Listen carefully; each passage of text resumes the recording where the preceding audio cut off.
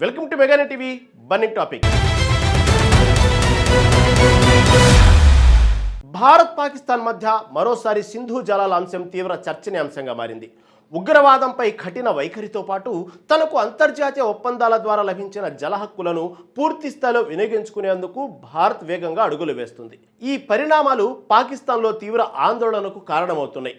ఒకవైపు వ్యవసాయం, తాగునీరు, విద్యుత్ ఉత్పత్తి, పర్యాటక రంగాలపై ప్రభావం పడుతుందనే అంచనాలు వినిపిస్తుండగా, మరోవైపు సింధు జలాల ఒప్పందం, భారత్ చేపడుతున్న ప్రాజెక్టులు, పాకిస్తాన్ వ్యక్తం చేస్తున్న ఆందోళనలు అంతర్జాతీయ స్థాయిలో చర్చకు దారితీస్తున్నాయి.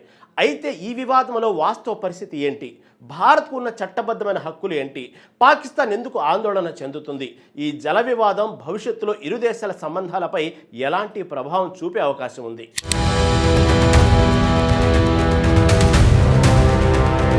భారతదేశం విసురుతున్న జల బాణాలు ఇప్పుడు పాకిస్తాన్ గుండెల్లో రైళ్లు పరిగెత్తిస్తున్నాయి. సింధు నదీ జలాల ఒప్పందం విషయంలో భారత్ తీసుకుంటున్న కఠిన నిర్ణయాలు ఆ దేశాన్ని తీవ్ర ఆందోళనకు గురిచేస్తున్నాయి. కేవలం సరిహద్దుల్లో తుపాకుల మోత మాత్రమే కాదు, నీటి ప్రవాహాన్ని నియంత్రిస్తే వచ్చే ముప్పు ఎంత దారుణంగా ఉంటుందో పాక్ ఇప్పుడు అర్థమవుతుంది. భారత్ నుంచి సరిహద్దు దాటి ప్రవహించే నదులపై ఆధారపడ్డ లక్షలాది మంది పాక్ పౌరులు తమ భవిష్యత్తుపై తీవ్ర కలవరం వ్యక్తం చేస్తున్నారు. ఈ నీటి వివాదం గనక ముదిరితే పాకిస్తాన్ మ్యాప్లోని సగం ప్రాంతాలు ఎడారిగా మారడం ఖాయమని అక్కడి నిపుణులు భయపడుతున్నారు. ఒక రకంగా చెప్పాలంటే బుల్లెట్ రాని యుద్ధంలో భారత్ తన మొదటి విజయాన్ని నమోదు చేయడానికి సిద్ధమైంది.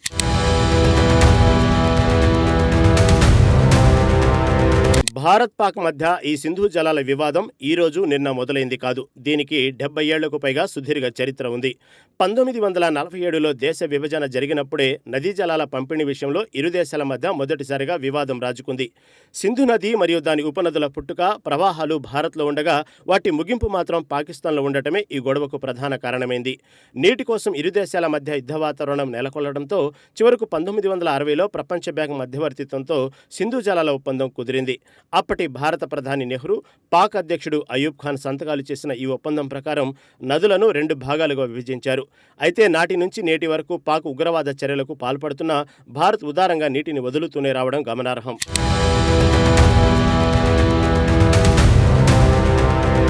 1960 ఒప్పందం ప్రకారం సింధు నది వ్యవస్థలోని మొత్తం 6 నదులు తూర్పు, పశ్చిమ నదులుగా విభజించారు. తూర్పు వైపున ఉన్న రావి, బియాసు, సట్లెజ్ నదులపై భారతదేశానికి పూర్తి నియంత్రణ మరియు హక్కులను కల్పించారు. అలాగే పశ్చిమ వైపున ప్రవహించే సింధు, జీలం, చీనాబ్ నదుల నీటిని పాకిస్తాన్ వాడుకునేలా పెద్ద వాటాను కేటాయించారు. దీని ప్రకారం దాదాపు 80% నీటి వాటా పాకిస్తాన్కే దక్కగా భారత్ కేవలం 20% నీటిని మాత్రమే పొందింది. పశ్చిమ నదులపై భారత్కు కేవలం విద్యుత్ ఉత్పత్తి, పరిమిత సాగునీటి హక్కులు మాత్రమే కల్పించబడ్డాయి. కానీ ఈ దశాబ్దాల కాలంలో పాకిస్తాన్ తన వంతు బాధ్యతను మరచి భారత్పై ఉగ్రవాద దాడులు ప్రోత్సహిస్తూనే వచ్చింది.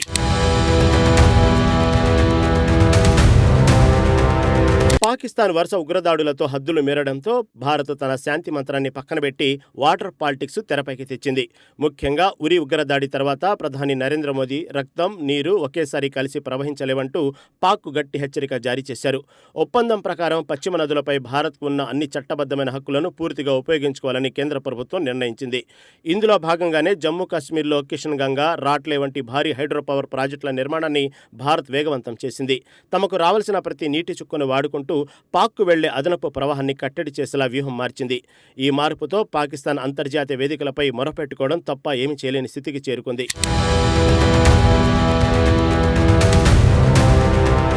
పాకిస్తాన్కు వెళ్లే అదనపు నీటి ప్రవాహాన్ని పూర్తిగా అడ్డుకోవడానికి భారత్ ఇప్పుడు ఒక పక్కా టైం లైన్ ఫిక్స్ చేసుకుంది. తమ దేశ వాటాకు సంబంధించిన నీరు ఒక్క చుక్క కూడా పాక్కు వెళ్లకుండా ప్రాజెక్టులు నిర్మిస్తున్నట్లు భారత జలశక్తి మంత్రి సిఆర్ పాటిల్ స్పష్టం చేశారు. 2028 నాటి ఈ వ్యూహాత్మక కార్యాచరణను దేశవ్యాప్తంగా పూర్తిస్థాయిలో అమలు చేయడమే ప్రధాన లక్ష్యంగా పెట్టుకున్నారు. షాపూర్, కంది డ్యాం వంటి ప్రాజెక్టుల ద్వారా ఇప్పటికే రావి నది నీరు పాక్కు వెళ్లకుండా భారత్ విజయవంతంగా నిలిపివేసింది. ఈ భారీ ప్రాజెక్టులన్నీ పూర్తయితే పాకిస్తాన్ వైపు వెళ్లే నదుల ప్రవాహం గణనీయంగా తగ్గిపోవడం ఖాయం. భారత్ తీసుకుంటున్న ఈ మెరుపు వేగపు చర్యలు పాక్ పాలకుల గుండెల్లో రైళ్లు పరిగెత్తిస్తున్నాయి.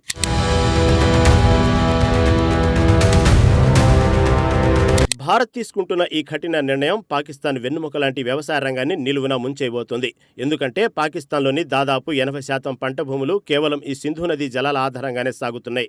పంజాబు, సింధు ప్రాంతంలోని గోధుమ, వరి పండించే రైతులు ఈ నదుల ప్రవాహంపైనే పూర్తిగా ఆధారపడి బతుకుతున్నారు. ఒకవేళ భారత్ తన వ్యూహం ప్రకారం నీటిని నియంత్రిస్తే పాక్లో సాగునీరు అందక పంటలన్నీ ఎండిపోవడం ఖాయం. ఇప్పటికే గోధుమల కొరతతో ఆహార సంక్షోభం ఎదుర్కొంటున్న ఆ దేశానికి ఇది కోలుకోలేని పెద్ద దెబ్బ కానుంది.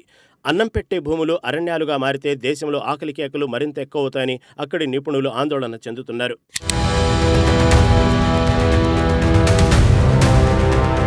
ఈ జలాల వివాదం కేవలం వ్యవసాయ రంగానికి పరిమితం కాకుండా పాకిస్తాన్ పర్యాటక రంగాన్ని కూడా కుప్పకూలబోతోంది. ముఖ్యంగా ఖైబర్ పఖ్తూన్ఖ్వా, పాక్ ఆక్రమిత కాశ్మీర్ ప్రాంతాల్లో దీని ప్రభావం అత్యధికంగా ఉండబోతోంది.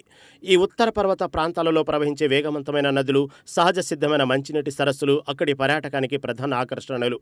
పాకిస్తాన్ వ్యాప్తంగా ప్రకృతి ప్రేమికులను విశేషంగా ఆకర్షించే పర్యాటక కేంద్రాలన్నీ ఈ నదీ పరివాహక ప్రాంతాల్లోనే ఉన్నాయి. ఇప్పుడు భారత్ నీటిపై పట్టు బిగిస్తుండటంతో నీటి కొరత ఏర్పడి ఈ రంగాన్ని నమ్ముకున్న వ్యాపారులు నిలువున దెబ్బతినే ప్రమాదం పొంచి ఉంది. అందమైన లోయలు కాస్త నీరు లేక వెలవెలబోతే పర్యాటకులు అటువైపు వెళ్లడం పూర్తిగా మానేస్తారు.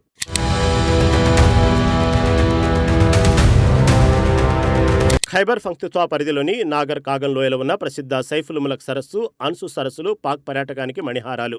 వీటితో పాటు హరిపూర్లోని ఖాన్పూర్ డ్యాం వంటి జలాశయాలు పాక్ అంతర్గత పర్యాటక రంగానికి కీలక కేంద్రాలుగా విరాజిల్లుతున్నాయి.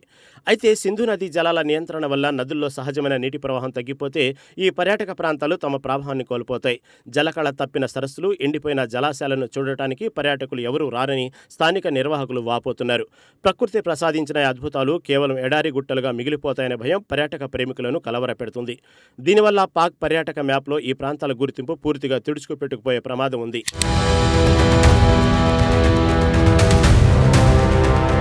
నదీ జలాలు తగ్గిపోతే ఆయా ప్రాంతాల్లోని స్థానిక హోటళ్లు, రవాణా రంగం, సాహస జల క్రీడల నిర్వాహకులు పూర్తిగా బతుకు తెరువు కోల్పోతారు. బోటింగు, రాఫ్టింగు వంటి జల క్రీడలపై ఆధారపడి జీవిస్తున్న వేలాది శ్రామిక కుటుంబాలకు ఈ నదులే ఏకైక జీవనాధారంగా నిలుస్తున్నాయి. పర్యాటకులు రావడం తగ్గిపోతే వీరంతా ఒకేసారి రోడ్డున పడే పరిస్థితి ఏర్పడుతుందని స్థానిక వ్యాపారులు ఆందోళన చెందుతున్నారు. ఇది పరోక్షంగా లక్షలాది మందిని నిరుద్యోగంలోకి నెట్టి దేశంలో తీవ్ర సామాజిక సంక్షేమానికి దారితీస్తుంది. ఇప్పటికే ఆర్థికంగా చితికిపోయిన పాక్ యువతకు ఈ నిరుద్యోగం మరింత శాపంగా మారబోతుంది. తిండి లేక ఉపాధి దొరకక స్థానికులు తిరుగుబాటు చేసే రోజులు దగ్గరలోనే ఉన్నాయని విశ్లేషకులు హెచ్చరిస్తున్నారు.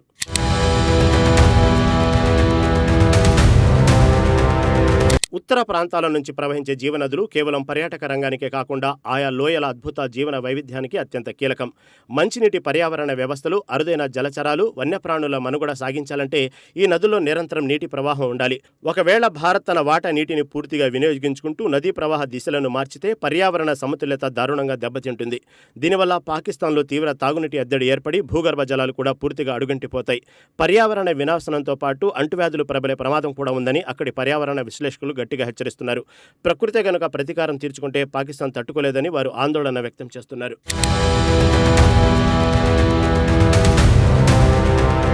ప్రస్తుత ఆందోళనకర పరిస్థితుల్లో కుదుర్చుకున్న అంతర్జాతీయ ఒప్పంద నిబంధనల ప్రకారం భారత్ నడుచుకునేలా చూడాలని పాకిస్తాన్ వేడుకుంటుంది.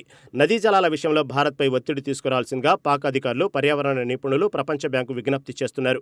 అయితే ఉగ్రవాదానికి మద్దతిస్తూ ఒప్పందాలను ఉల్లంఘిస్తున్న పాక్కు మద్దతు ఇవ్వడానికి ప్రపంచ దేశాలు కూడా వెనకాడుతున్నాయి. సరిహద్దు జలాల వివాదం త్వరగా పరిష్కారం కాకపోతే ఇకో టూరిజం దారుణంగా దెబ్బతింటుందని పాకిస్తాన్ సీనియర్ న్యాయవాది మాలిక్ అఫ్షార్ ఆందోళన వ్యక్తం చేశారు. అంతర్జాతీయ న్యాయస్థానంలో భారత్ను తప్పుబట్టాలని చూస్తున్న పాక్ పప్పులు ఈసారి ఉడకడం లేదు. తమ సొంత తప్పుల వల్లే ఈరోజు పాకిస్తాన్ ప్రపంచ దేశాల ముందు ఒంటరిగా నిలబడాల్సి వచ్చింది.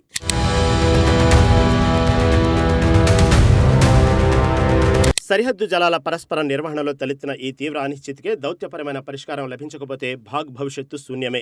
ఇప్పటికే అప్పుల ఊబిలో తీవ్ర ఆర్థిక సంక్షోభంలో కొట్టుమిట్టాడుతున్న పాకిస్తాన్ ఈ జలదెబ్బతో మరింత కుంగిపోవడం ఖాయంగా కనిపిస్తుంది. వ్యవసాయం, తాగునీరు, విద్యుత్ లభ్యతతో పాటు ప్రధానమైన పర్యాటకంగా నమ్ముకున్న లక్షలాది మంది సామాన్య ప్రజల జీవితాలు ఇప్పుడు ప్రశ్నార్థకంగా మారాయి. భారత్ వేస్తున్న ప్రతి అడుగు పాకిస్తాన్ పాలకులు ఒక హెచ్చరిక లాంటిదని పలువురు అంతర్జాతీయ నిపుణులు చెబుతున్నారు. పాకిస్తాన్ మారనంత వరకు భారత్ తన కఠిన వైఖరిని వీడదనే సత్యం ఇప్పుడు స్పష్టమైంది. ఈ నదీ జలాల ప్రవాహం ఎటు తిరుగుతుందో, పాక్ రాత ఎలా మారుతుందో వేచి చూడాలి.